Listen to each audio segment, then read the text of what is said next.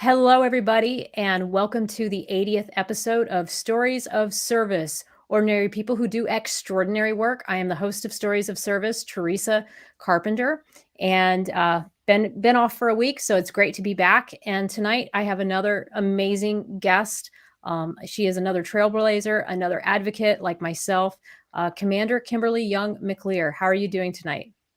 I'm doing well. Thank you, Teresa, for having me on a lucky 80th episode. So I appreciate you carving out the time, and I'm glad I could swing through and share a few words with you and your audience.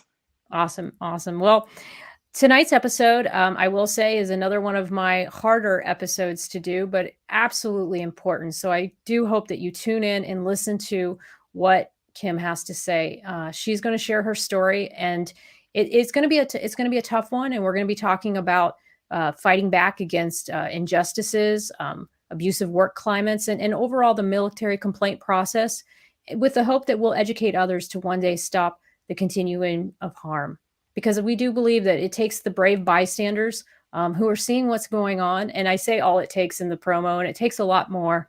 And it's very, very hard, willing to intervene and support victims, and then sometimes at the cost of their own safety. So a little bit about Kim. In 2014, Commander Kimberly Young-McLear became a whistleblower when she reported gross and unlawful misconduct within the U.S. Coast Guard. Her extensive years of whistleblowing have shown extraordinary courage, including as a State of the Union guest of honor and publicly testifying on Capitol Hill. She exposed systemic abuses of power at the highest level of the Coast Guard, revealing loopholes and disregard to how sexual assault, bullying, harassment, discrimination, and retaliation cases are handled. Because of her bravery, Commander Young-McLear's advocacy has resulted in more than 30 policy improvements across the Coast Guard, making the Coast Guard better reflective of U.S. values and increasing compliance with anti-harassment and anti-discrimination laws. She is a staunch advocate for mental health resources for veterans. She aspires to continue her advocacy beyond the federal government, combating injustices that plague our communities and society. She's passionate about blending art and music into healing and activism practices, and I will ask maybe a couple questions about that.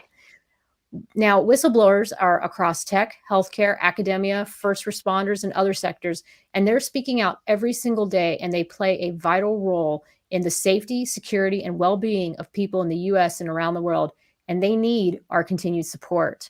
And we'll talk about this a little bit more later, but it just takes a minute, and you can show your support of whistleblowers by sending a joint digital letter to President Biden. Welcome, Kim. Thanks again for having me. So I'm going to start off, as I do with all the guests that have a military background. Where are you from, and why did you join the Coast Guard? Such a straightforward question with a complex answer. Oh, I know. My family hails from Trinidad and Tobago and Caribbean. Both my parents actually served. They enlisted in the U.S. Air Force. They did about 30 years each for both of them. And so I had the privilege of growing up and living abroad twice. I lived in Okinawa and also lived and finished high school in Germany.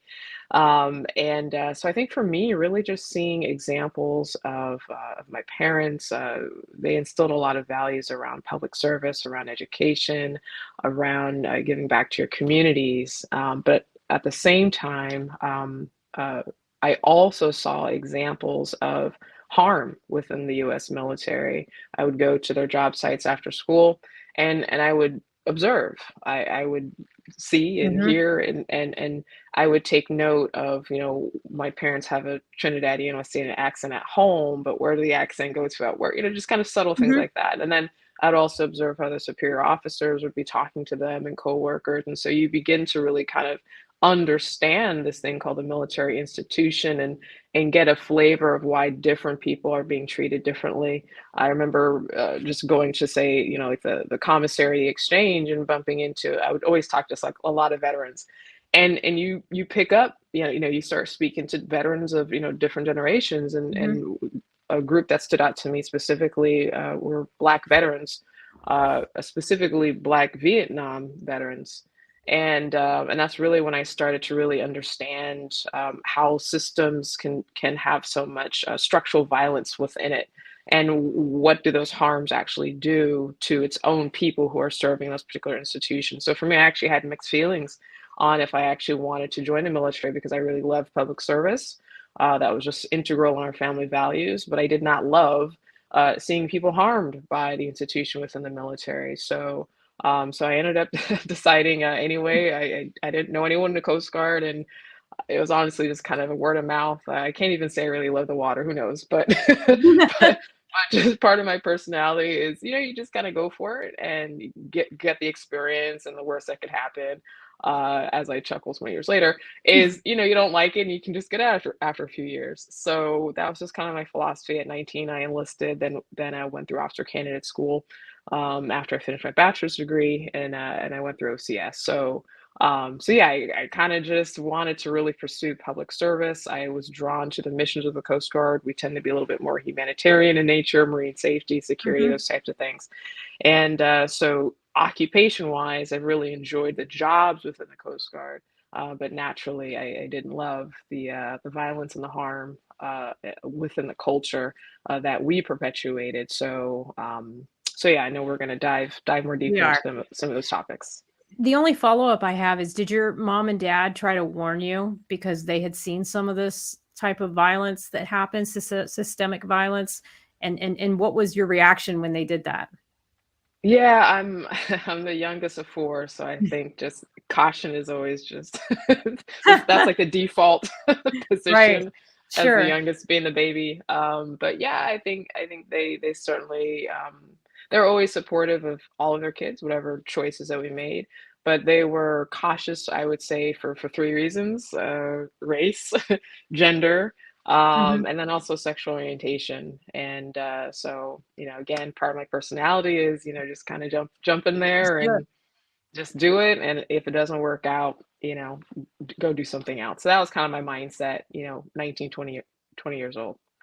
But you made it so far. I mean, you enlisted like myself, and then you became an officer, and then now you're an O5. I mean, that's a remarkable journey. I mean, a lot of people don't really understand like what it takes to go from enlisted to officer, but it's just certainly not easy. It's a tough transition, I think, for anybody. And so for you to go that far, even with those things that you knew in your heart, like, oh gosh, this is going to be hard. It just tells me that you were one of those people that wanted to take on, a challenge and was like, I'm going to do it. I'm ready for this. So you're an officer now, you're going along in your journey, and tell me a little bit about the command where we'll dive deeper into the story, but tell me a little bit about why you took orders to the Coast Guard Academy and what it was like when you initially got there. Yeah, so I'll just briefly, just for your audience. So a lot of times when people kind of hear about my story, there's a lot of kind of Coast Guard Academy, Coast Guard Academy. I didn't start my career at the Coast Guard Academy. I'm not a graduate of the Coast Guard Academy. I've lead cruise ship inspector in South Florida for a number of years. Deputy project manager over the Coast Guard Yard, doing ship repair, doing all flavors of engineering, naval, industrial, electrical, civil, Mhm. and also in cybersecurity. Also did a stint as special assistant to Homeland Security's deputy secretary at the time was Alejandro Mayorkas. He's actually now the current Homeland Security Secretary. Mhm. And so I've had a long series of very high profile, complex jobs, very rooted, strong technical knowledge that also required me to understand people, understand processes, understand the system, understand acquisitions, understand compliance, understand laws. So I was already doing all these Mm, things. I was yeah. recommended for accelerated promotion several times in my career. A lot of people are like, "Hey, you're you're flying high. You're going to be, you have a bright future ahead." And in my family, we also have educators, and I was kind of routinely tapped to do recruiting and outreach. So I was always volunteering in the community. I was, always just speaking to students of all ages, and literally it was just word of mouth. I was stationed at the Coast Guard Yard in Baltimore. One of my colleagues, I was doing a presentation for high school students about the Coast Guard. One of my colleagues said, "Hey, you seem like you're kind of a natural talking to students. Have you ever considered going to education?" I said, "Oh, maybe after I retire." I've thought about it. I did some adjunct teaching at a couple of community colleges in Baltimore. And I thought, oh, maybe there's a way I can combine both, possibly. being on Right. active duty and also being an educator. So I researched the service academies have the equivalent of like your tenured faculty, same as a civilian structure, but we have them in uniform. So I applied. I actually got runner-up, and this is important for your audience. I applied 1 year and I was runner-up. The person who I was runner-up to would actually it then be the following year my department head, who then actually bullied me. So I was selected the following year Mm, after I did a year working as a special assistant to Alejandro Mayorkas, who was a DepSec at the time. So that's an important detail just it for those is. who have been following my story, is nowhere else in the military, typically when you are applying for a position, usually you're applying for an O3 billet, an O4 billet, an O5 billet, and all the people in your same peer group apply competitively for that job. However, if you were applying to teach at the Coast Guard Academy, the range was O2 to O5. Everyone had to put in your resume, your experiences, and you are going toe to toe competing with people between the ranks of O2 and O5. So here I am, right, as an O3, never went to the Coast Guard Academy, never taught at the Coast Guard Academy. And I'm coming off of a very, very high profile detail working for a cabinet secretary and deputy secretary with my PhD in systems engineering, 2 semesters away from being done. So again, for those who understand the nature of workplace bullying in academia and elsewhere, when you have this kind of ingredients in terms of Mhm. competitiveness, I do believe that that was a major factor in why I was targeted for bullying. And so I know we're going to get into more details Mhm. about that. But it's certainly, I couldn't have been more different by Right. race, gender, sexual orientation, my career experiences, what my PhD was in. Mhm. And for those individuals out there who have power, right? Plus a whole lot of insecurities and a whole lot of animosity. That's a recipe for disaster if they are charged with then leading and supervising someone who they are threatened by or feeling insecure by. And I believe that that was exactly what was really going on. Is someone at his core, this department head, really just abused his power because he could, right? Yeah, Because he because that could. was his way of feeling empowered himself because he felt powerless in his own mind, and so he would abuse others because it was his way of feeling like he had some kind of self-worth, which is unfortunate. But let me backtrack. So basically, you guys were both competing for the same position. He was the runner-up the year that you got selected, The other way right? around. The other way Okay. around. I was the runner-up. You were the runner-up, and then that very next year, you, uh, I was you got the selected. position, you were selected, so he was ahead of you. He was already there, because he won no, he was selected that Yes. year prior. Got it. So he was there, so he knew, like, "Okay, this is the number 2, this is a person that I'm gonna be kinda toe to toe with," or but the thing is that he's an '05, you're an '03. There's no compare And I mean, and he later uh, became the '06 right after that. But I'm just saying, I'm not in his head or his heart. I'm just saying that yeah, in terms of bullying, you never know what could be a trigger to someone, sure. right? I Absolutely. remember in 2014, really my first semester there as faculty. I'm still a full-time PhD candidate at George Washington University. And I know this episode we're going to talk about, some of these early signs, right? And some of the early Mhm. signs for me was, they didn't even tell me that I didn't have to use a GI Bill anymore, that the Coast Guard Academy had resources to actually pay tuition. I didn't know that, and I asked. They didn't tell me that. So I Mhm. wasn't even afforded the same resources, right? And comments that were said by the department head, making fun of my degree, making comments Mm. diminishing my research. He has a doctorate of business. I have a degree in business, right? We happen to be in the same school, and my PhD is in systems engineering, so it's a little bit awkward Right. when people across different disciplines are, why are you criticizing my engineering degree when it's literally one of the top engineering degrees in the nation, right? And so again, you're listening for these types of comments. He's making diminishing comments saying, oh, anyone who works, in those high profile cabinet type jobs, all of their evaluations are always inflated. and exaggerating. He's literally making these jokes, in the Like jokes, passageway. but they're not. They're not Yeah, jokes. yeah. These are the Yeah, early and I'm signs of yeah, bullying. and I'm Yep. literally the only one who just came off of that type of sound. So he's trying to basically create this environment, right, of isolation for me. As he's literally joking with the O3s and in the hallway and the passageway, he's trying to set this tone in the environment that when Kim is here, right, this is how you need to see her. That who cares if she had all these accolades, because it really wasn't that much anyway, right? So he's literally trying to create this environment where all of my accomplishments and accolades are diminished and dismissed before I even get there, right? And he has the audacity to literally do it in my face every day, right? So, and he would do this in front of other people too. He would do this in front of Absolutely. your colleagues and just do these, make what I would call like the snide comments, or the just anyone who's been bullied knows exactly what you're talking about. The rolling of the eyes when you say Mhm. something, the not really looking at you, and you know this person doesn't understand you. And how did you, when you started to notice that this was happening between you and him, did you pull him aside and say, is there something going on? Am I doing, is Yes. there something that I'm doing Yes. that you think I could be doing differently? Or you did all that, right? Of course. Absolutely, absolutely, and so we're peers in the sense that we're both permanent military faculty. We both Uh, went this very. There's only 20 officers that are even coded like this on the campus, so we're peers in that sense. But because of the rank differential, we're not peers. So he's my boss, and so just as I have at other points in my career, if I sense there's tension or conflict with a Sure. coworker, I have no problem pulling that person aside and saying, hey.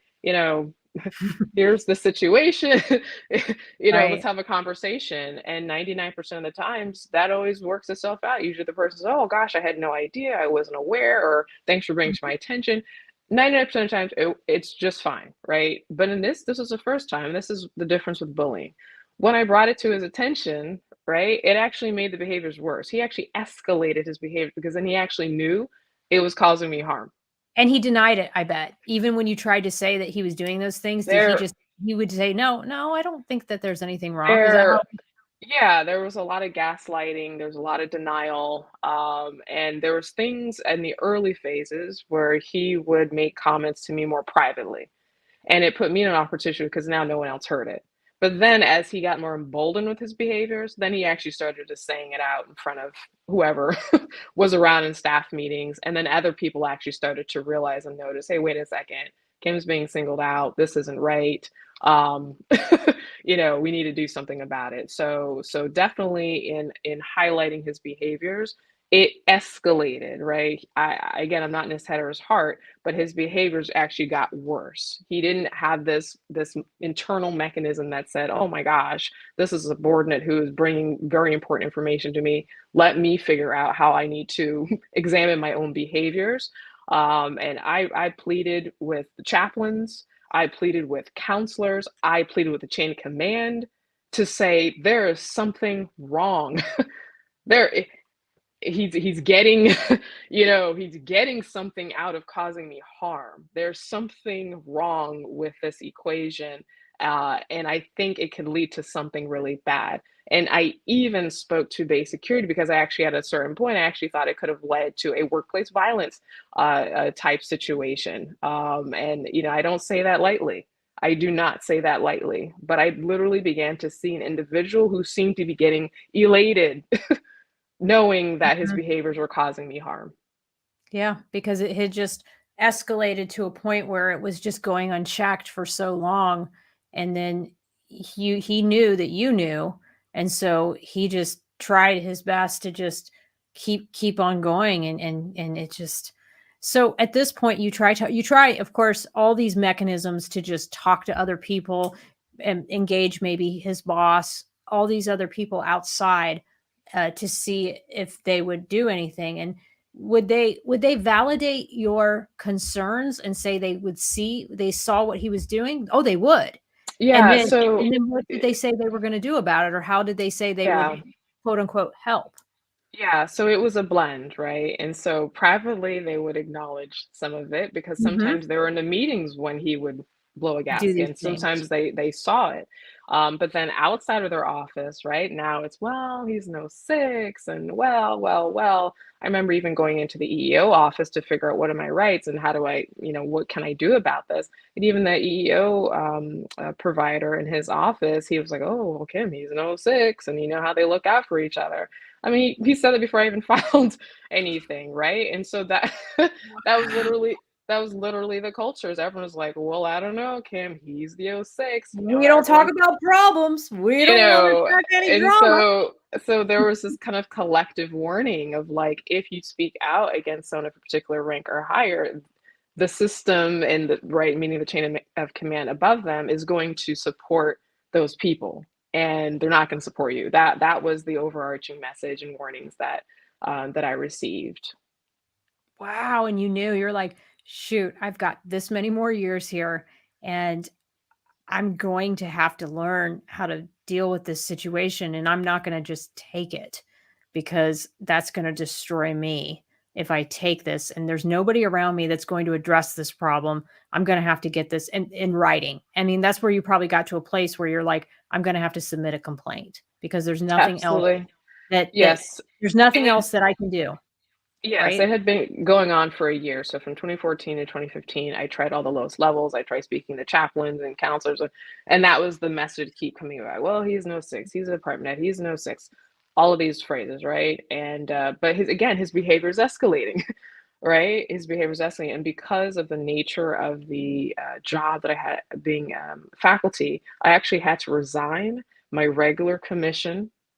So the type of commission where we all move around every few years, I had to resign that, and I exchanged it for a commission where I'm now permanently assigned to the Coast Guard Academy. In simple terms, what this means is that if I actually wanted a pension or retirement from U.S. Coast Guard, that means that I had no choice but to finish the duration of my entire career at that campus. The alternative is, if I didn't want to quote unquote deal with it, then I would have to leave. I'd have to get out of the Coast Guard altogether. So that's a flaw within the system itself, because you have someone who is high performing. I'm selected for this supposed prestigious position. Mhm. I literally gave up my career, the other half of my career, in excitement to Yeah, to to then to give do this. back, right? To Mhm. give back to the next generation of leaders, only to be subjected to this hostility and unlawful and abusive behaviors. And so me, right, me going through it, I shouldn't have to choose between, oh gosh, I guess I have to leave my whole career now and give up all my benefits and my pension and Right. everything I worked for 12 years. I guess I'll just throw that out the window. But no one should have to make those choices, So yeah. Wow. And so you put the complaint in, and is everybody just shocked? Even though you've been talking about this for gosh knows how long, I'm sure it's just one of those things where it's a shock to the system because you actually followed through Yeah. and now during this entire time, I imagine were you documenting all these instances and you were keeping notes, I would think, about how the interactions were playing out, correct? Yes, everything, you keep notes in your phone, notes in your computer, email stuff to yourself. And I always tell people, even if you're not sure what you're observing, just write it down. Just put the date, the time, and just describe what you're seeing or sensing or perceiving. Mhm. So, no, I filed officially in 2015. And and again, the difference with bullying is once they understand that they're causing harm, the behaviors escalate, not de-escalate.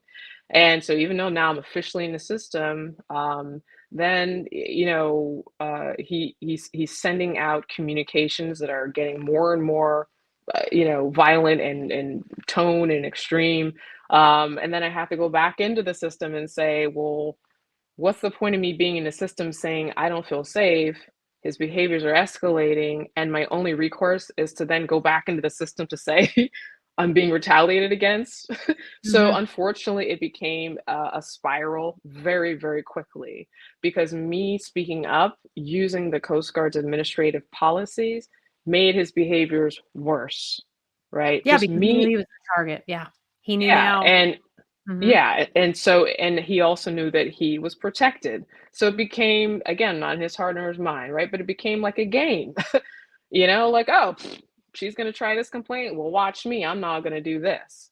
And I bet I'll get away with it. And so it became a very dangerous and disgusting game. And so, no, for those who've never served in the military, they may not be able to relate to the ability of, or to relate to when we're talking about the culture and we're talking about compliance. It's not like if, we can just put in our 2 weeks notice and say, bye, Mhm. that's AWOL. So it really compounds your mental health, right?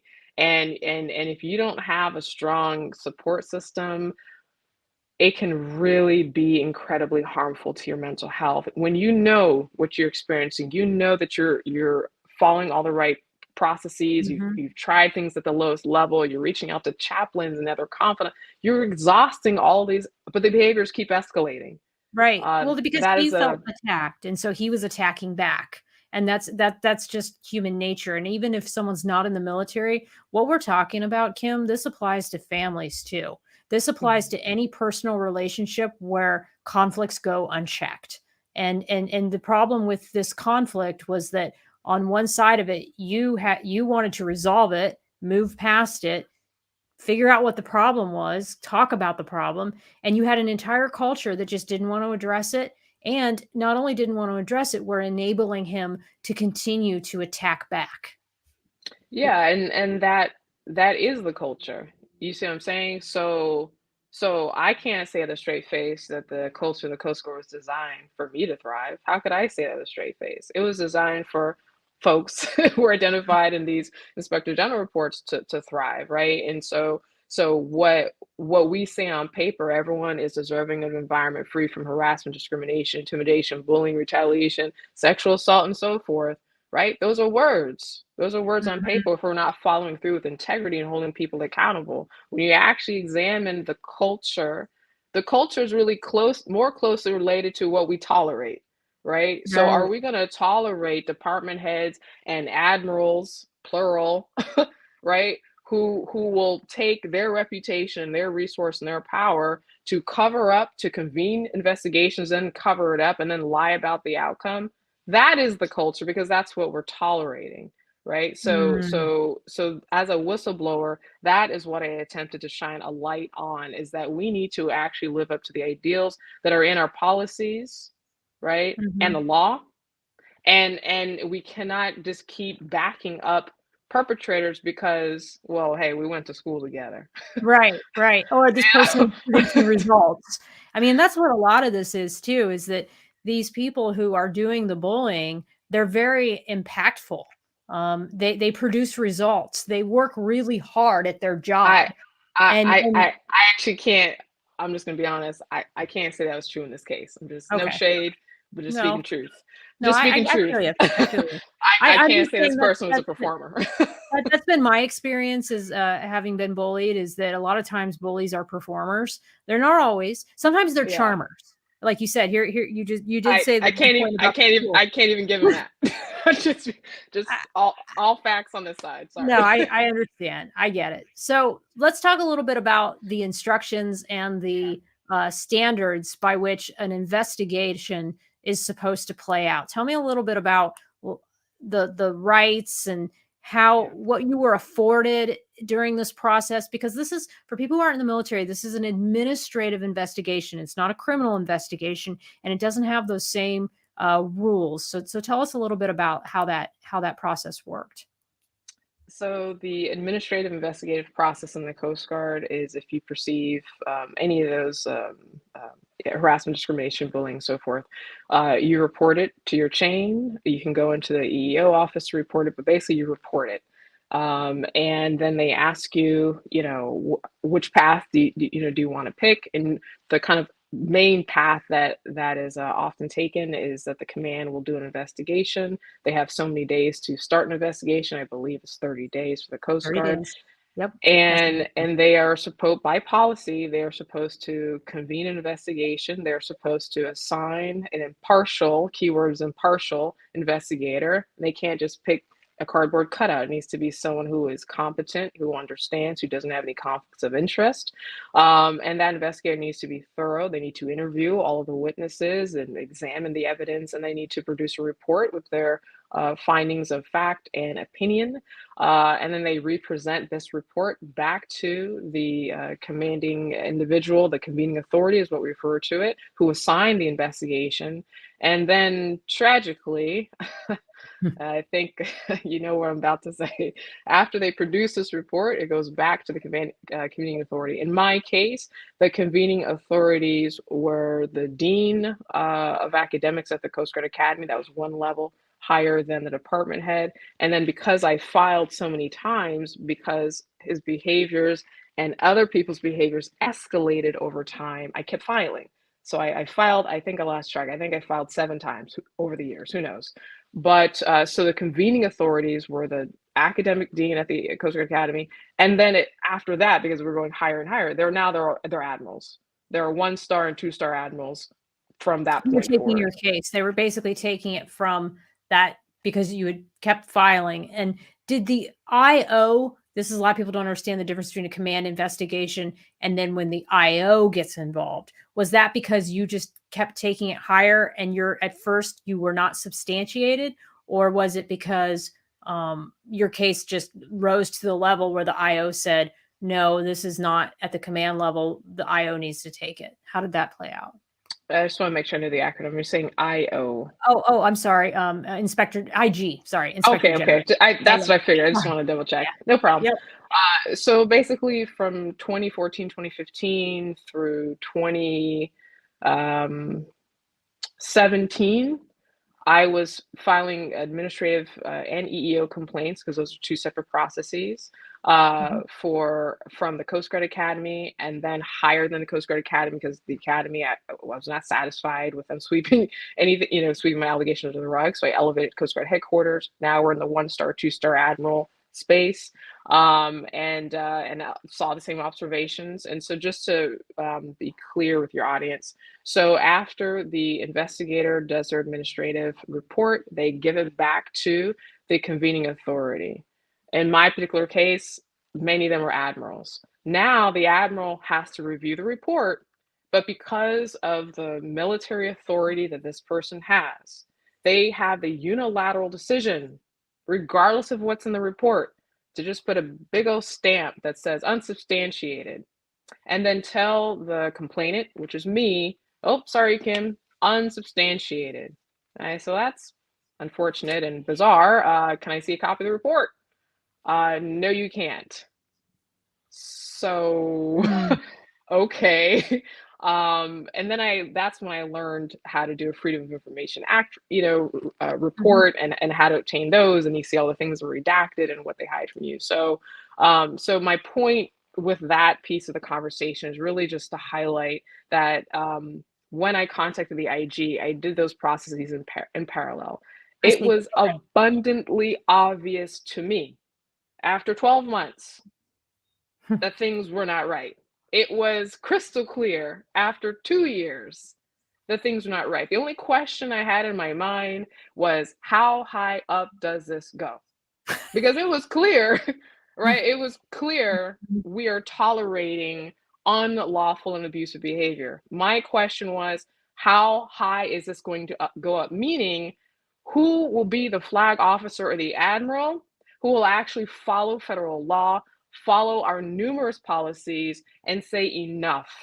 This is incompatible and incongruent with our service ethos, our policies, and the law. I wanted to know which admiral was going to step up and be human and actually do their job.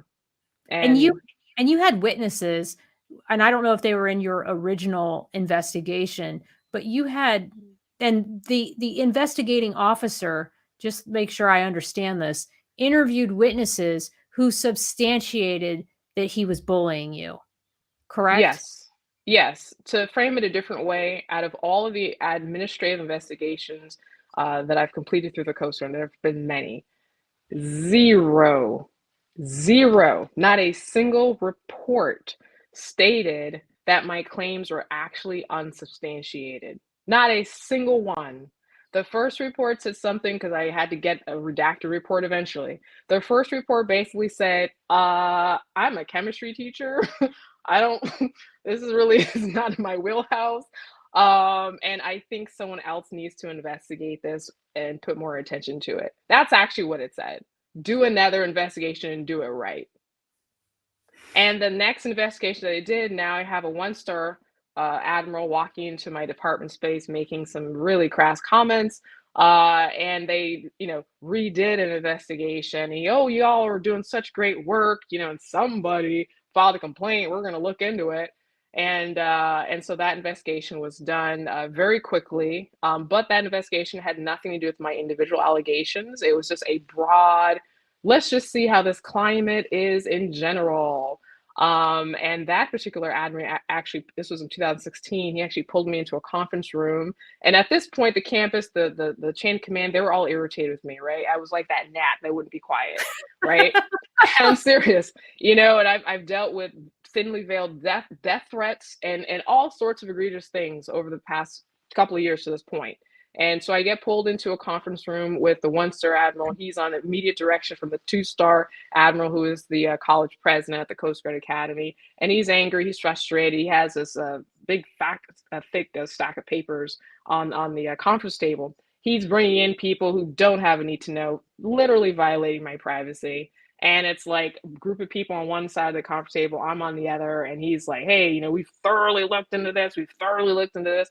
But every time he kept saying thoroughly, he had this big stack and he would slam his hand on the stack of papers, trying to give this impression that, number one, that big stack of papers was somehow like this big, lengthy investigation that they thoroughly looked into. And he's like, hey, we keep looking into this. There's nothing here. You're really, you are the problem, is basically what he was getting down to. And then he asked me in a very intimidating way if I was going to continue to be speaking up about this. And he was basically trying to signal, it doesn't matter how many times I speak up, it will always be ruled against me. That was the message that he was trying to deliver to me. And so eventually, when I got the report in my hands, I had to learn how to do a Freedom of Information Act report. For your viewers out there, if you don't know what I'm talking about, please research it. And the Coast Guard found a way to deviate from law in that regard as well. And so when I actually obtained a copy of this report, you know what that report actually was, why it was so thick? You're gonna get a kick out of this. The real report was only a handful of pages long. It was padded. The whole document was padded. And so the campus is 1,500 people. And every year, just like the rest of the military, we do a Department of Defense climate survey. We do that climate survey, and that was the report. But he was using that as like ammunition to be like, oh, I did all this work. Oh my God, we interviewed all these people. We did all these things, when really it's just the paperwork from the Command Climate Survey, which I was on an aircraft carrier and they were huge, of course. Yeah, and that again had nothing to do with my individual allegations, right? It was just an intimidation tactic. He didn't know I'd be smart enough to be able to get a copy of that report, so it was just pure intimidation. And unfortunately, a few days, if not maybe a week later, I actually had suicide ideation. And so for me, that was a really low point for me, is knowing, again, I came from working for a cabinet secretary and deputy secretary. I came from a very high profile career to then literally, and I have lots of admirals, who I have strong relations with, to literally be in a conference room right? Tears, I'm pleading out. Yeah. And I have a one-star who's on the direct, guidance from the two-star, looking me in the eyes like if I'm some piece of trash who's just making up allegations, right? And so it was a very dark and low time for me. But again, I knew, I took an oath, and I knew what I was experiencing was real, it was valid, and it was illegal, and it was abusive on top of that. So fast forwarding, headquarters did an investigation, and that investigator actually flew down. And I think one of your questions actually might have been around legal. So if you hired outside counsel, why or why not? And as your complaints were, we'll get into that later. But about counsel, Yeah, and so this particular investigator, she flew down from DC. She interviewed folks. I thought, she was getting a grasp of what was going on. And then I get an email. I'm sorry, I get a phone call from the staff judge advocate in headquarters, and he called my cell phone. I actually thought that was weird, and he goes, "Yeah, the investigator didn't substantiate any of your allegations." I thought, "Oh, that's kind of strange." I thought she was kind of understanding what was happening, and so I did the same thing. I did a FOIA request. They gave me a memorandum saying unsubstantiated, just one sheet of paper. And in my head, I said, "Not good enough. I need to see the report." So I The do. whole investigation. So I have to then do the FOIA request. I have to wait 20 business days. The Coast Guard delays. So months and months later, I actually don't get a report. And you know what they actually sent me? This was the first time they did this. Like, I think they got a little more savvy with me getting copies of reports before. So now they actually sent me what was basically a thinly veiled non-disclosure agreement. And they said, hey, Kim, we're going to give you the whole report, but just sign here on this dotted line. It's going to be unredacted, but you can't tell anyone what's in the report. And I thought, no, I think I know what the law is and what my rights are. So that's Wow. ridiculous. And to tell you how cruel that is, this was in 2017, 2018 range. To tell you how cruel that was, they knew what was in that report. So in parallel, I also filed with the Inspector General at Homeland Security, right? They are federal investigators. They have different authorities. They can come in, pull what's on the server. They had much more, access than kind of relying on internal partial investigators by the Coast Guard. And so because I kept very meticulous notes and documentation from 2014, now we're inching into 2017, 2018, everything I had, I gave to the Inspector General. So when the Inspector General then did their investigation, they went all the way back from 2014. And because I had painfully from lowest level working all the way up, Mhm. the IG then backtracked and they looked at every single complaint process to figure out why and where did these breakdowns occur. And it was at that time, unfortunately, that it was discovered that the headquarters investigation where the woman flew down and interviewed folks, Mhm. she substantiated all of my allegations, 100% of them. 100% of them And why were substantiated. you told that she had not? Like, how did that happen? How did it go from her substantiating at the IG, telling you, like, was that I mean, how does that How even does happen? It happens very easily. It's called abusive power. It's abusive power. Because the same pattern was happening at the Coast Guard Academy, right? They all knew I was being bullied and harassed, right? They don't want to deal with it, for whatever So reasons they basically they have. they they lied to you. They lied about an investigation. They said that an They investigation that was substantiated was unsubstantiated, and you did you get something in writing saying that that investigation was unsubstantiated, or was Yes. it just you Yes, did? I thought it was weird that they called me on my cell phone. Yeah. And so I emailed them back and I said, I just got this phone call. This is what, so Uh-huh. I kind of reverse transcribed it. But my point is this is one of the loopholes that we have across the military is that when you have these convening authorities, they use their power, right? So yes, there was lying involved, right? And there was withholding of information. But beyond that, the convening authority, these admirals have the authority to, on any whim, just overturn a report just because they Oh, I can. see. That Okay, is their okay. authority. I It's get not it. So rooted in evidence. It's not rooted in facts. It's just because, like, you know what? We don't want a headline coming out that says that a Black queer woman was bullied at the Coast Guard Academy. We don't want to deal with that. Unsubstantiated. That is their authority. That is their power. That is their discretion, right? And if they I get sleep it. fine at night telling me on the phone that it was unsubstantiated, thinking that I don't have the smarts, the intelligence, or the resources to get to the truth, that's what they were banking on, is that the truth would never come to light. That's what they were banking on. And I say cruelty because the Inspector General also retrieved everything else on the servers, emails going back and forth between these admirals that literally said, yeah, I know she was bullied, but what are we going to put in the report? What are we going to put in the report that has to go to the EEO office to close out our compliance records? It's literally in the OIG report, in the Inspector General report, right? So again, this is not even a matter of they disagreed or they had. It's not about that. They knew exactly what was going on. They just chose to abuse their power for whatever reasons that they have, right? And they were So banking on me not ever finding out the truth. And I say cruelty specifically because I knew I had suicide ideation as early as 2015, 2016. And their solution was, who cares? Kim, unsubstantiated, go back and work in the same department where there's now even more gaslighting. Could you imagine a campus when there's like one of me speaking up? And every time there's an investigation, people can't hold water. So the campus is buzzing. Oh, did you hear there's an investigation? Do you know how excited the command gets when they get to then share with everyone the great news that it's unsubstantiated? Do you know what that does to the campus? Now it makes me feel even more targeted and isolated, right? Oh As yeah. way to go, Cam. And so they knew what they were doing, right? They knew what they were doing, even when the Inspector General report came out on the internet, because the Coast Guard didn't have control over it. Media starts reporting on it. They still had the audacity to send emails to the base, right? Literally saying, well, that kind of wasn't us.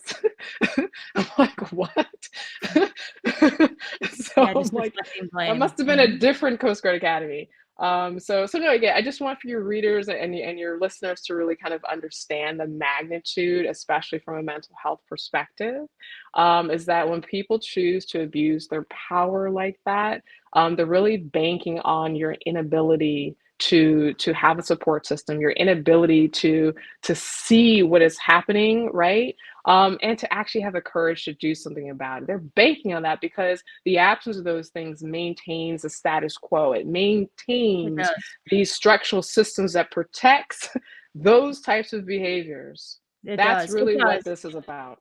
And we live in cultures where people don't like to talk about problems. You will literally be in some of the most toxic work environments where everyone's like, hey, how's your day? How are things going? And it's all just this small talk, shallow BS, and nobody gets to the root of the problems because there's nobody who is in a leadership position that knows how to talk about conflict and knows how to solve difficult problems. So the difficult problems just linger and they're in the air, but nobody talks about them. That's where the culture of secrecy and silence comes in. And I've seen that in so many working environments where it's one of those things where the bullying is happening and everyone knows it, but everyone is afraid. Everyone is afraid. They don't want to be targeted. They don't want to talk about it. It's just in their minds, it's easier just to pretend like it doesn't exist, and all that does is just fester these things to keep going and going. And if I understood you correctly about the investigative process, I'm just going to ask one more question on that, then we'll move on. You're telling me that an investigative officer can substantiate a complaint, do all the investigation, interview all the witnesses, do all this reporting and finding of fact, and then the convening authority can go, nope, don't think so, and they can just do whatever they want. Why even do the investigation? to, If they can to just, to say that they did it, right? To say that we don't have racism, we don't have sexism, we don't have bullying. Look at all these investigations that said mm, unsubstantiated, it right? is just So ridiculous. Wow, I did not know that they legally could just. It could make sense. I mean, I shouldn't be surprised as I'm digging more into these Mhm. administrative investigations. But that is insane that they could go through this entire process of an investigation that probably drug on for months, went way past the 30-day rule, and then at the Yeah. end of the day, just say, that's Yep. not what we think. So during Yeah. this And process, oh, go ahead. I was gonna say, and just I had the know-a-thall to know how to do a FOIA request and obtain those reports, and and they were redacted, but there was enough there to see, and then that's when I think legal side and the Coast Guard got a little bit smarter. Like, wait a second, we can't keep giving her these reports that incriminate them, right? Um, but but not everyone even knows how to do that, right? Not everyone No, has a stamina to be able to do it, and even if you do the FOIA request, and in my case, they eventually started slowing down how they're giving me reports. I had to figure out, well, who's the office who oversees FOIA? And I had to get them involved to say the Coast Guard's not following the law and releasing the reports, right? There's very few people who have that amount of fortitude. And again, I very think few. that these types of, perpetrators and people who support perpetrators, I think they're banking on us to not They are. know what to do or not have the resources. So yeah, I absolutely, had an attorney.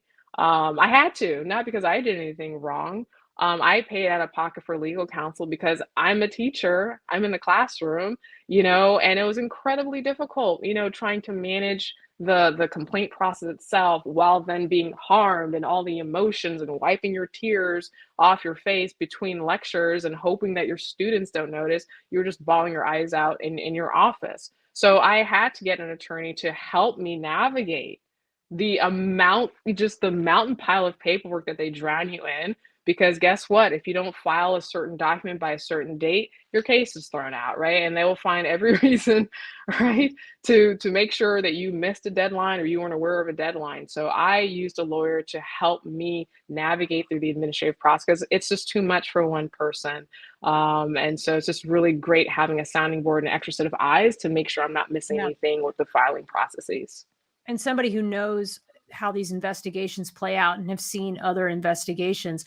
But everything you're telling me is just such a lack of justice, from the idea that you're going to spend maybe even tens of thousands of dollars on an attorney to fight this, the fact that you are going to have to learn how to do your own FOIA requests, the fact that you do not get to choose which witnesses get interviewed. They can cherry pick whichever witnesses they want in the investigation. When the investigation is even done, let's say, properly, and it's done in a way that's just, the convening authority can go, we don't think so. Yes. And then on top of that, so you're not only being victimized by the perpetrator, you're being victimized by the system. And then when the system victimizes you, it enables the perpetrator to then amplify this. I mean, of course you're going to have mental health problems. And then this creates the mental health problems that we see that associated with these investigations. Yes, and it also creates more bystanders because everyone could see what was going on. So when they see someone like me experiencing these and following all the processes, they're gonna be like, "Whoa, right? Why would they speak up, right?" And so unfortunately, all of my witnesses were retaliated against as well, right? And so when people see, people are always observing, right? If you have a complaint that goes through and say something egregious happens, it happens, right? You go through the process. It is thoroughly investigated. It is an impartial investigator. The convening authority examines the facts, doesn't just make up nonsense, and say that person then delivers justice, right? That will be a more effective way, right, to actually have more people come forward and speak up. People are not going to come forward and speak up if they are looking at my case like, gosh, well, kids have been speaking up since 2014, and there has never been a single person held accountable in the Coast Guard, right? Even when I testified in Capitol Hill in 2019, because Congress had actually done a joint 2-year investigation, I was testifying now as an 04. These atrocities started when I was an 03. I'm now an 05. I'm on Commandant number 3 that has had knowledge of what I have been persevering through, who has still failed. And I use the word failed me and failed all of us. Commandant number 3. Commandant number 3. When I testified on Capitol Hill as an 04, I remember having conversation with folks on the Hill, and they said, "Oh, okay, Commandant, you know, customary, you know, we'll invite him, and you know, we're expecting him to show up." They try to even kind of work with his schedule. I told him straight up, I said, "He's not going to show." And so, how do you know? Coast Guard is very small. This particular commandant, he actually was one of my first commanding officers when I was stationed in Miami. And ironically, he and I actually had a decent relationship over the years. We would send each other direct emails. He gets promoted, I get promoted. Congrats here or there. And it's all fun and games until you disclose to him, "Hey, I'm being harassed," right? And so he went on to obstruct Congress. He refused to cooperate with the investigation. And then worse than that, he directed all of his staff not to comply. The only reason why we all know about this is because it was documented and Congress actually put out a press release about it. So again, if you can imagine the depths, we're not just talking about a department head. We're not even talking about the dean of academics. We're not talking about the 1-star or the 2-star college president. We're not even talking about the next rung up at Coast Guard headquarters. When you have a commandant, service chief, who is actively obstructing Congress's investigation into sexual assault, harassment, discrimination, retaliation, and how we sweep it under the rug, he is actively obstructing Congress. He is directing people not to participate in the investigation, right? For 2 years, this went on. So when I testified as an 04, he wasn't there. Just an empty chair and his name tent. and the hearing went on without him. So again, just to illustrate how powerful these institutions are and the types of behaviors that are That go unchecked. tolerated, Yeah. right? It's It's just, insane to me. It is insane. it's I've really never heard absurd. something on this level. I mean, I knew it went on the lower levels, but it's incredibly interesting to know how embedded into our culture, sadly, this type of inaction is. Because the part that really astounds me is that if they were to just do it properly, all they'd have to do is start with compliance. I mean, that to me is like the bottom line. Start with just procedural compliance. Yeah, If an investigation's supposed to take 30 days, it better take a darn 30 days. If you need to hire more people to handle the investigation, you bring more people to handle the investigation. You fix the problem and you spend more time on the problem so that the problem gets fixed. I mean, there are so many little problems that go on day to day in my office that I just go all stop sometimes and say, no, we're going to sit down and we're going to talk about this. And no one wants to because it takes up time. It's yeah. not the day to day quick fix, easy solution. But I know that if I don't fix the problem or address the issue, it's just going to linger. And this is what Absolutely. this is. This is Absolutely, a problem. it's gonna get worse across the board. And just to also illustrate, not only, were the chain of command all the way up, to the commandant, right, covering things up, that same department head, where things initially started to the 2014, because his behaviors were rewarded and they went on unchecked for a number of years. Unfortunately, I wasn't the only one that was bullied. He bullied another woman in his staff. Right. So if folks are Right. familiar with the Inspector General report and the congressional report, it's actually a story about two women, myself and someone else who was bullied by the same person. And they actually talk about the nuanced differences in how the Coast Guard did. And I want your listeners to hear what I'm about to say. They did substantiate the other woman's case, both in the investigative report and by the convening authority. The convening authority in this particular example was the same two-star admiral that said no to me, even though the report said yes. For some reason, her report said yes, and he publicly said yes, meaning he signed that cover letter saying, yes, you were harmed. The tragedy, though, is even though she had documentation saying your complaints are substantiated, they didn't do a single thing about it. And that is what affected her the most. I won't speak for her, right? Hmm. But there's a lot of trauma that happens when you have a piece of paper saying they're guilty and everyone knows it. And then that moment you think, finally, something's going to happen. And it still didn't happen. So it's a tragedy across the board, right? And again, I'm not in anyone's heads or hearts. I know I'm a Black queer woman. The other woman is not, right? And I think we have to be honest, right, Yeah. about why we even have inequities across race, gender, and sexual orientation, even within these compliance processes. In order for a compliance process to work, and I just want to just foot stomp this point, you have to have integrity. When Hmm. we hear words like should, we should do this process, that requires us to have integrity. And Yeah. if we are lacking in integrity, there's no compliance process is going to fix that. And we have to be able to be honest and look in the mirror and ask ourselves, right? What are our values? And do they include integrity? Integrity, we know the definition of it, right? Or are we more concerned about, well, this one's my classmate, this one's my friend, or well, if we openly substantiate Kim's case, is there going to be a headline that we're bigots and racists, right? Like they have to ask themselves some hard questions. Are we after the truth rooted from integrity, or are we after a narrative and a Right. story that is convenient to maintain the status quo? Absolutely. Was your case before or after this other woman's case? So timeline wise, mine was 2014 through, right, Yeah. pick an ending point. Right. Not minimizing her situation at all. Hers took place over the course of about 7 months, and it was years after me.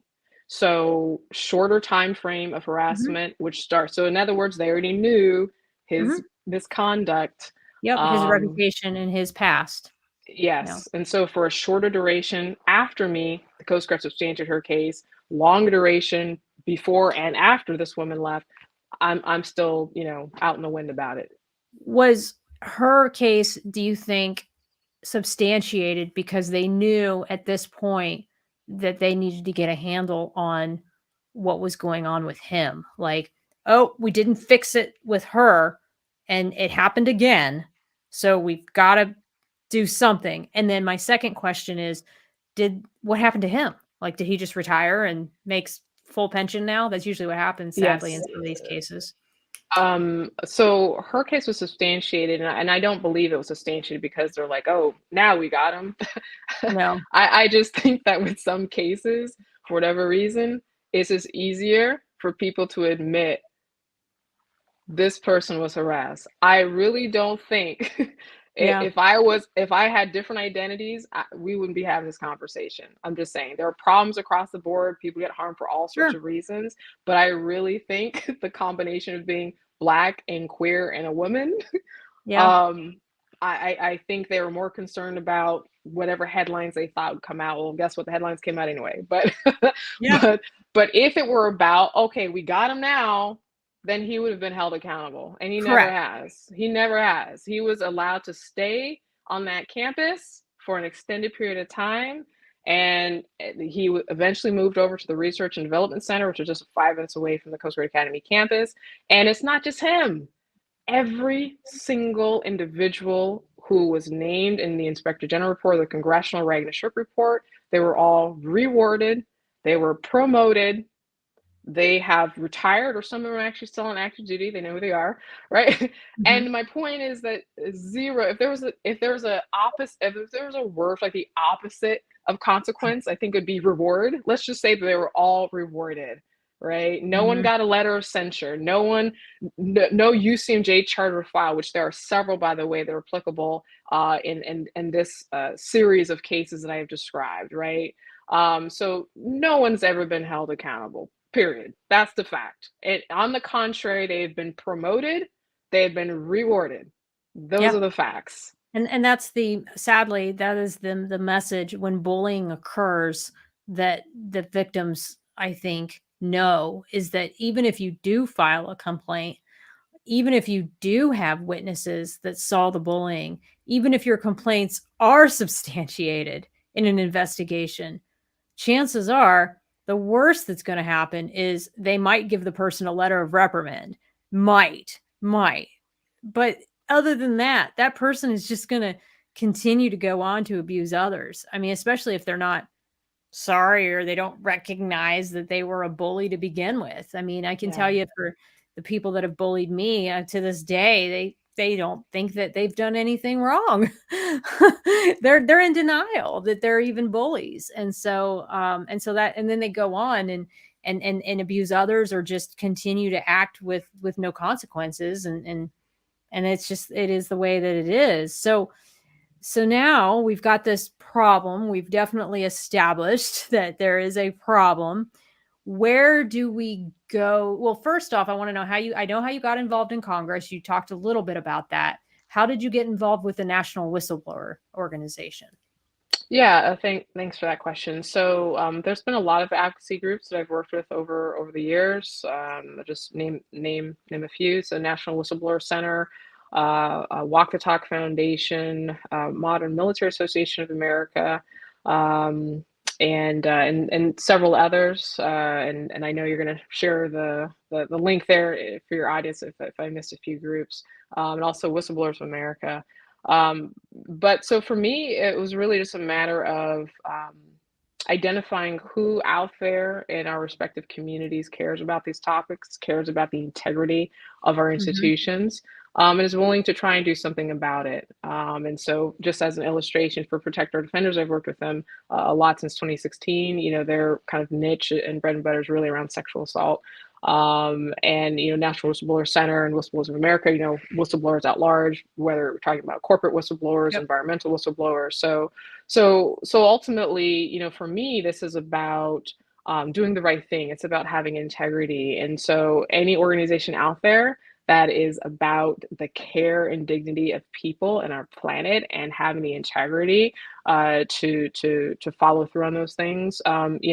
I've tried to reach out to those groups, Sure. and they have been very supportive of me. So this is, again, this is not something that is isolated within the US military, and this is not something that is kind of only impacting military to military type people. Things that happen within the military, specifically our culture, they permeate Mhm. outside of our boundaries. I wrote a post on LinkedIn a few weeks ago with the lieutenant that graduated from the Merchant Marine Academy, Lieutenant Hope, and sexual assault, on the I high saw. seas, and that's a program that a lot of people don't realize Coast Guard has oversight over. So we'll right? There's some obvious connections there, right? If within the Coast Guard we are not adequately handling sexual assault, and then we also have oversight when midshipmen are out at sea trying to get their credit for sea time, and if something happens, so if we're not even good enough at managing it with our own personnel, and you get what I'm saying, right? I And do. so now you're talking about sexual assault across the maritime sector, specifically incidents that happen on US flag vessels, right? And the Coast Mhm. Guard has an oversight. So again, the culture permeates. It's not just things happening within the military to military members. It's something that really impacts a lot more people than we realize. Absolutely. I mean, this type of behavior, whether it's bullying, I look at it as almost like a continuum of different harms. And none is more worse or better. There's bullying, there's sexual harassment, there's sexual assault. All of these things permeate within the workplace, and it really does come down to the fact that we have people who do not know how to deal with other people in a healthy and respectful way.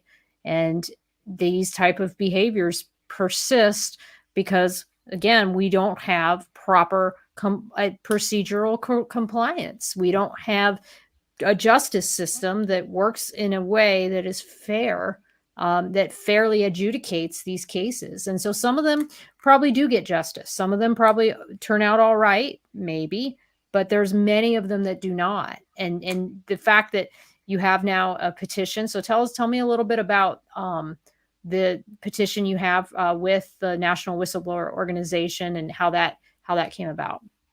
Yeah, so the five groups that I mentioned before, they penned an open letter to President Biden, and we're trying to get more public attention, more public visibility on all types of whistleblower cases, but just highlighting cases like mine where the we're not seeking the truth, right? We actually know the truth, Right. right? Lots of people violated a handful of laws and many Coast Guard policies. That is the truth, right? What we're seeking is dignity, and we're seeking justice. And we want to make sure that these types of cases never happen to anyone else again. And we're really calling on broader public support, awareness. I think there's sometimes a bit of cognitive dissonance when we talk about the military. For folks who haven't served before, it's kind of hard to wrap your mind around what we do and how we do it and what kind of the internal culture is. And so we work for the people at the end of the day, right? Our institutions exist to serve the American people. That's what we do. We're public servants.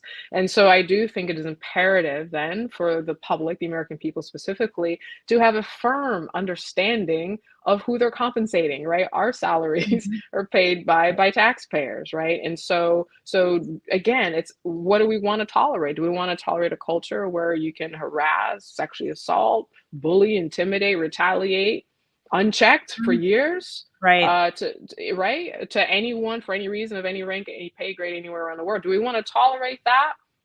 Right? Is that what we're putting our tax dollars to? Is that what we're appropriating? Right? Right. A culture where those perpetrators get pushed up the ranks, and complainants get pushed out the ranks. I'm an engineer, so I'll say it plain. I'll say it plain. If you keep pushing out good people who have integrity, and when you have integrity, you tend to want to speak up and do the right thing. If you Mhm. get punished for speaking up to the point where you get pushed out, right? Because usually, in most cases, retaliation, you end up losing your job. That's usually Mhm. how it works.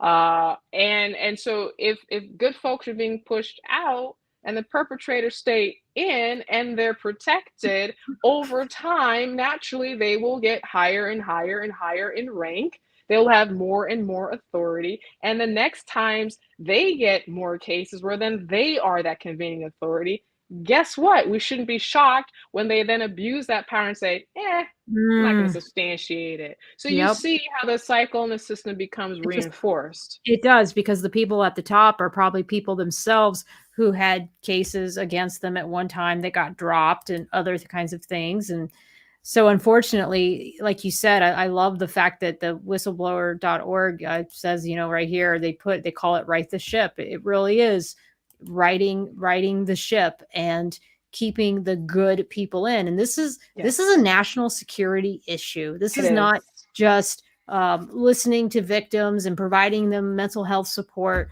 all those things. If we want to have a war fighting generation that is ready for the next conflict, we better have people who have integrity and are the Yes, kinds of people who can speak up and who know when they speak up, they will be treated fairly and that they will navigate through a process that delivers justice.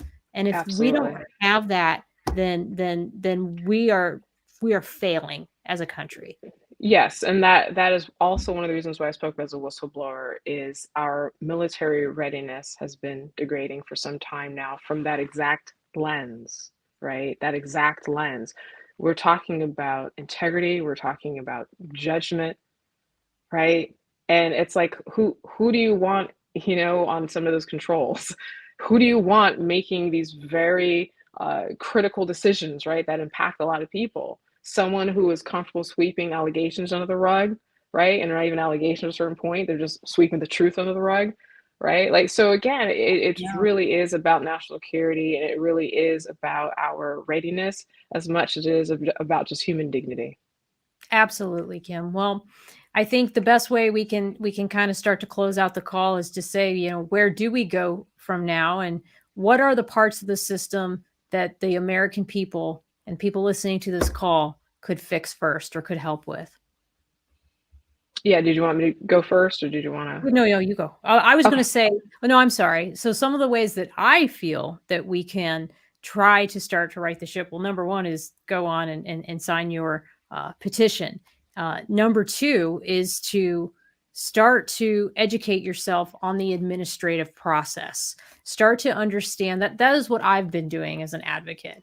I have been very deep into understanding administrative investigations. In fact, I have a laundry list of 15 questions that I posed to the Navy JAG community. I've been waiting to hear back from them. It's been about a month and a half, and I would love to have a Navy JAG on my podcast to ask these questions about timelines, about reporting procedures, about investigative officers. How are they chosen? How are the witnesses selected? All those kinds of questions. Because if we understand the game, like if we understand the process, then anyone who puts in a complaint knows black and white what to expect. And I think that's where this begins. It begins by understanding the process. And I think it also begins by creating environments where people feel safe speaking about conflict. Like it's okay to disagree with a coworker. It's not okay to bully a coworker. Right. So understanding those differences, and when you see someone who is degrading a shipmate, you speak up as a bystander and say, cut that out. Knock that stuff off. Don't be doing that. I mean, we do that. We encourage male allies to speak up for women. I'm sorry, now you got me going, Kim. But we encourage women, males to speak up for a woman who's being, discriminated against. But where do we speak up for the ones who are being bullied? When someone makes those jokes, like, no, that's not funny. That's a good bystander to say, to look at the person that's making that very condescending comment, turn to that person, and instead of laughing uncomfortably because that's what's cool, fucking look at that person and say, knock it off. Why are you saying that? But that's what it takes. So that's what I think you ought to do. But let me turn it over to you. Yeah. So, I mean, this has been nine years for me, 9 years. And no one should ever have to experience a fraction of what I've gone through. There was a point in my journey where especially after I had suicide ideation, where I said, you know what, it's not worth it. Forget my pension, forget my benefits, forget everything, leave, right? I made a conscious decision to stay. I voluntarily joined the Coast Guard, and I want to voluntarily leave on my own terms. I don't want to be run out the door, front door or the back door. I don't want to be pushed out. Mhm. No, I'm going to leave on my own terms. And so for me, it was really a mental shift of if I'm going to stay, right? Stay, right? Mhm. And really plant my feet into what does it really mean to be a public servant? What does it really mean to be an educator? So for me, this is not certainly what I had thought my career would have evolved into be, but I'm very proud because I've been able to still educate, right? We're Yeah, you having this have. conversation right now. I've been able to have an impact. You know, laws have been passed, policies have been changed. People reach out to me from places like Oh, I'm Fort sure. Hood to Guam to Australia, right? Across just lots of people, right? And so for me, I think that in addition to the kind of the day-to-day things that we can do, if you hear inappropriate jokes and building that culture where we could speak up, I think we need to be bolder. I think we need to be louder. I think we need to be more strategic, specifically working more with media. You know, a lot of people know about my case or other cases because of media, right? And media has its own complexities there. I won't go into that. Mhm.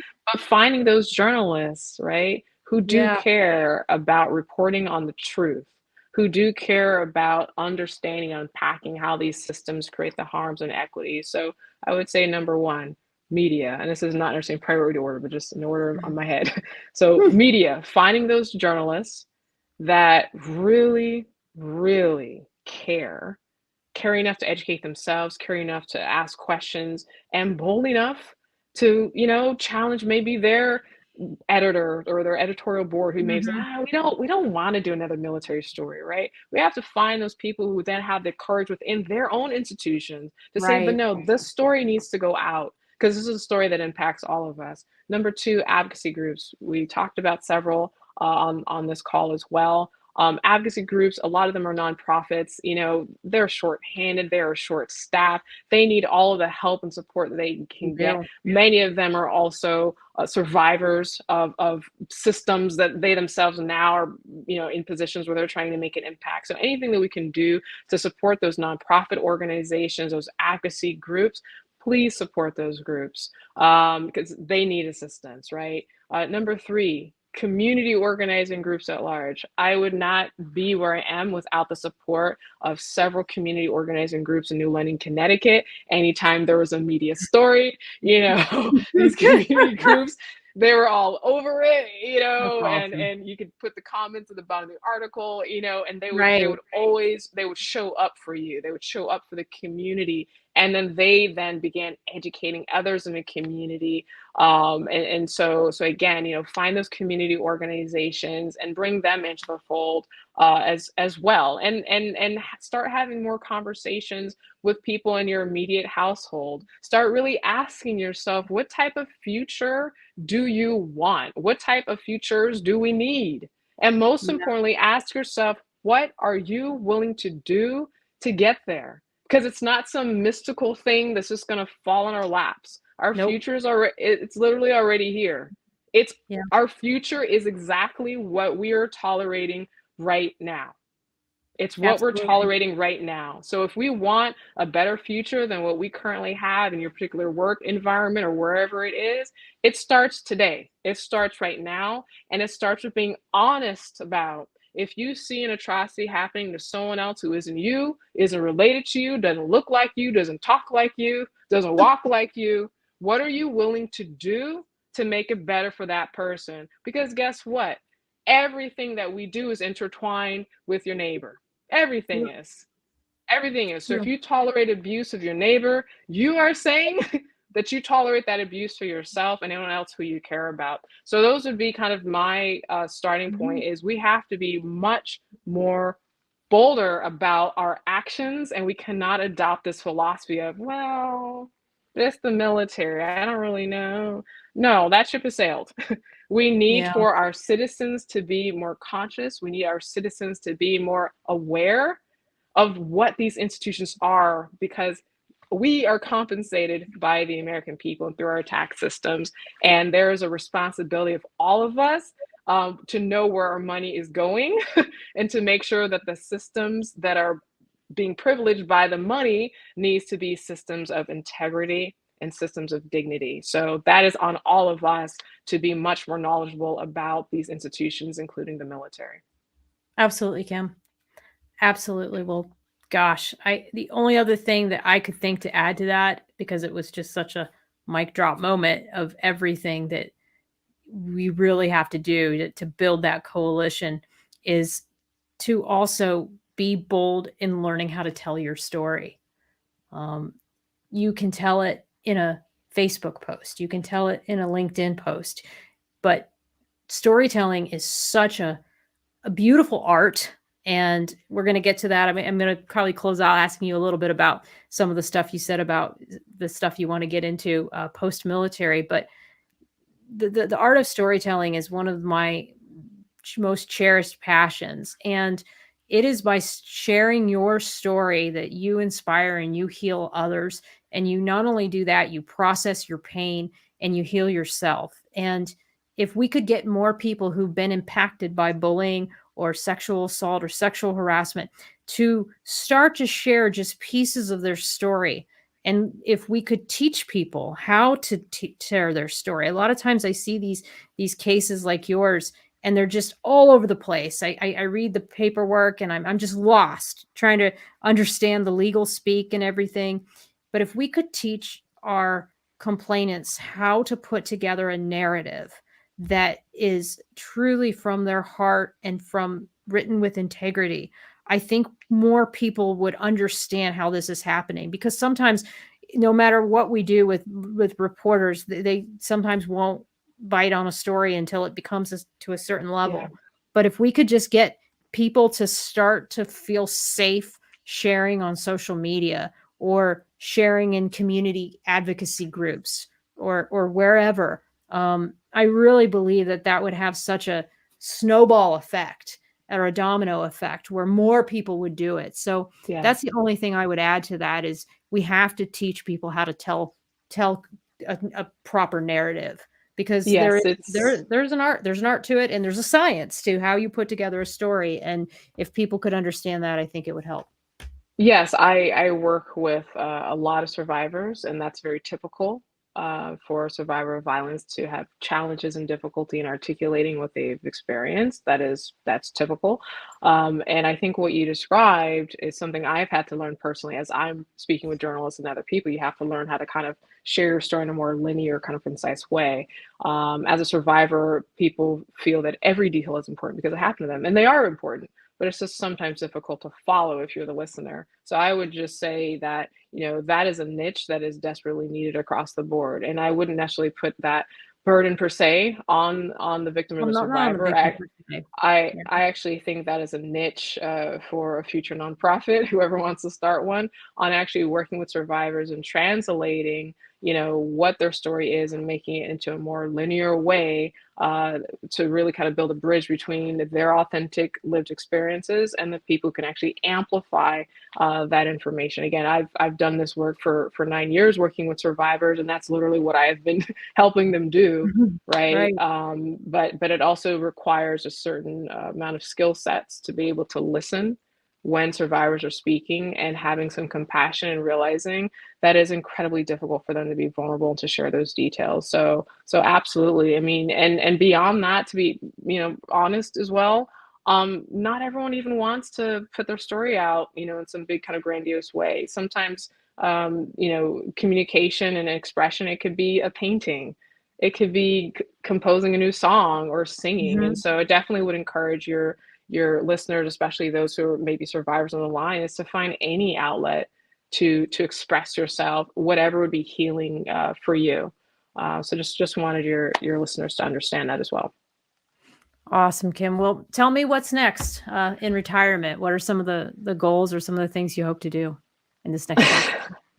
Next chapter is going to be less planning and just being more spontaneous, just being more open to finding new villages of people that I share ideologies, especially around integrity, and really just kind of pulling some threads up in my own ancestry. I have a lot of activists in my own family lineage, and so I'm really just excited to kind of pull that up and look at the threads of what I've done in the last 20 years, and start to really apply that to other communities and spaces beyond the U.S. federal government. We have a lot of planetary challenges, climate challenges. I mean, there's lots of challenges around the world, and Absolutely. so for me, I'm really excited about continuing this journey of activism and advocacy and education, and healing, and hopefully translating that into other spaces. And Yeah, so I'm grateful for the last 20 years serving in the U.S. Coast Guard. I'm grateful for the amazing people who I've had the privilege of becoming friends with. I'm grateful for my students and others who have educated themselves on the nuances of these systems, who they themselves are now becoming more and more vocal in their own way. So I'm very proud of the progress that we've made within the Coast Guard, despite of the Coast Guard, Right. right, right, Yeah. and in the face of adversity, in the face of violence, and so that brings me pride, that brings me joy. But for me, it's time to find community elsewhere. Yep. And it's a big planet, and I'm really just looking forward to just continuing my healing journey and continuing my advocacy journey.